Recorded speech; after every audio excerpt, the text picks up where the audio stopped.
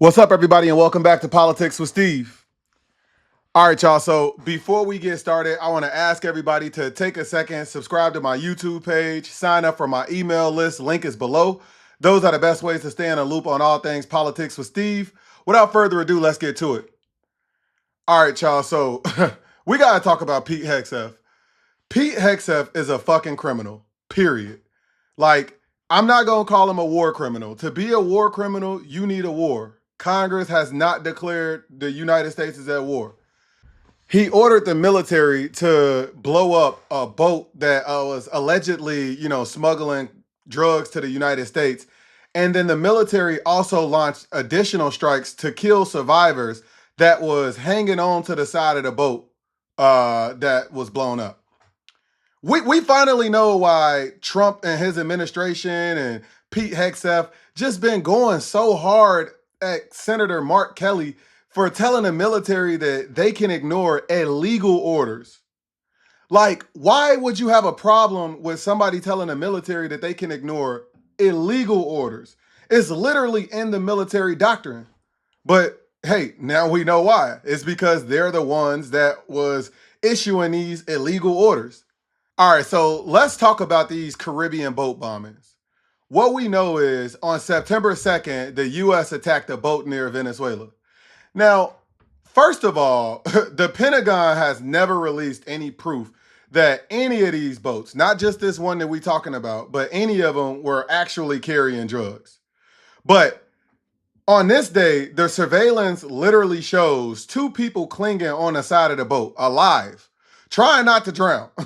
And instead of capturing them, which is, how you collect intelligence, to see who's in charge of these drug runs or anything like that, Pete Hegseth gave spoken directive to kill everybody, which prompted the military commanders to authorize a second strike to comply with those directives.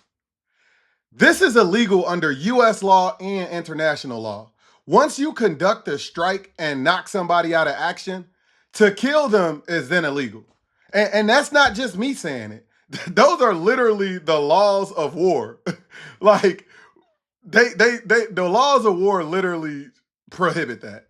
And again, the entire world agreed to these rules of war. Every country understands these rules of war. It's like shooting a surrendering soldier. Like, you can't shoot unarmed survivors. You can't execute people in water. And that's the same thing, like I said, as killing surrendering soldiers. Like, even Trump said he wouldn't have wanted a second strike on this boat to kill the survivors.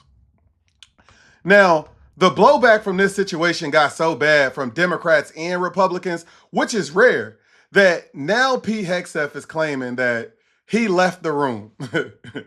he, he was suddenly so busy, he didn't stick around to watch the second attack. But publicly, right after they dropped the footage, he was talking about it on Fox News, and he said he watched the whole thing live. Then he do like let me show y'all how he trying to distance himself from this right now.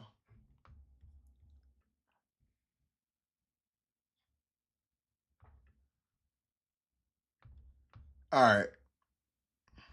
I'm gonna get real small because I wanna. All right, so he talking about let me be crystal clear. Admiral Mitch Bradley is an American hero, a true professional, and has my 100% support. I stand by him in the combat decisions he has made on September 2nd and all others since. Now, this is basically throwing him under the bus.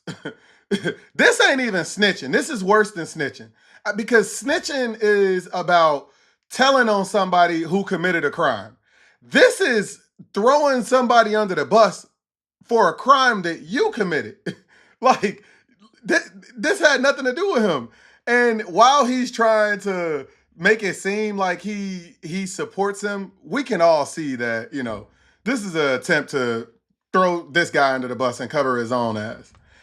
And as I mentioned, there is no proof that any of these boats had any drugs on them or anything to do with drugs. The government cannot be the judge, jury, and executioner.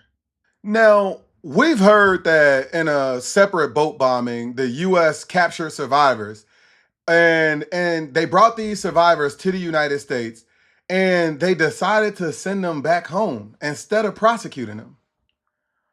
Why wouldn't you prosecute people that you say were attempting to bring drugs to the United States?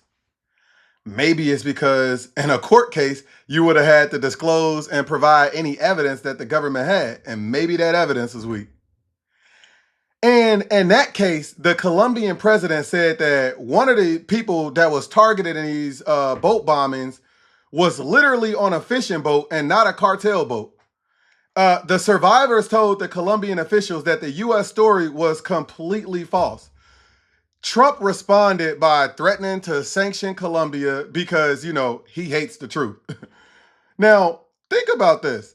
There have been 11 vessel strikes with a total of 86 people dead without declaring war and without these people getting a trial. Democrats and Republicans both want investigations into this. The Senate Armed Services Committee and the House Armed Services Committee is gathering evidence. Today, they're meeting with the admiral, the one that Pete Hegseth threw under the boat, to talk about these.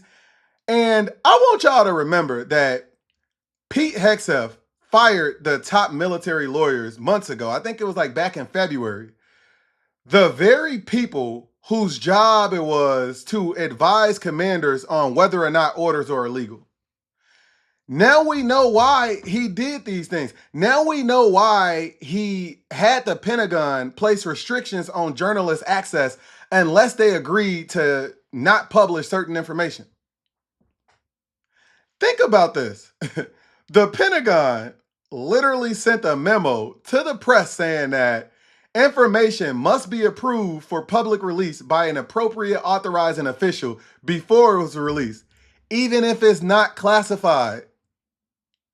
Wait, what? Y'all want to ban reporting on unclassified misconduct? So waste, mismanagement of funds, in this case, illegal orders given by, people, all of that can't be reported on. That's Russian government type shit.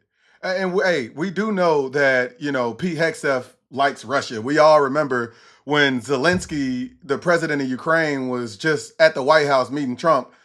Russian asset Pete Hegseth had on a Russian colored tie, but that's neither here nor there. But I just want to get this straight. Trump out here pardoning everybody from corrupt politicians to ex-presidents of narco states.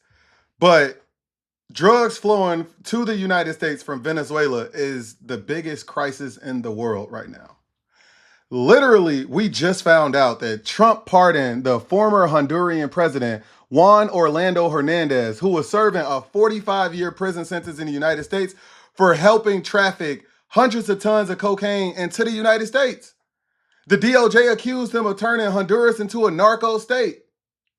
But you so concerned with drugs flowing in from Venezuela, you and Pete Hegseth are blowing up fishing boats that are allegedly carrying drugs?